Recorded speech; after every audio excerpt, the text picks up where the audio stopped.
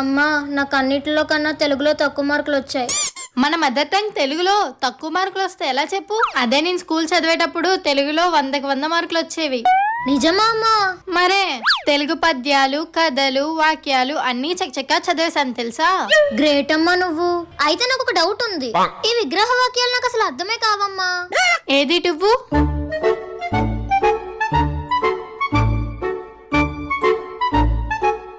ఏమ్మా రావట్లేదా? ఇదంతా ఎందుకే? నీకు డౌట్లన్నీ నేను క్లియర్ చేస్తే వేలకు వేల ఫీజులు కట్టి నేను కాలేజీకి పంపించడం ఎందుకే? ఇవన్నీ నేర్పించడానికి కాలేజీలో టీచర్లు ఉన్నారు. వాళ్ళని అడగడం మానేసి నన్ను అడుగుతావే, వెళ్ళి వాళ్ళని అడిగా.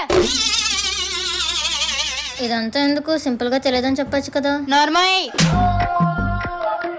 ఏంటో ఈ మామ్స్ మ్యాజిక్, మనసులో అనుకున్నది కూడా వినిపించేస్తుందా?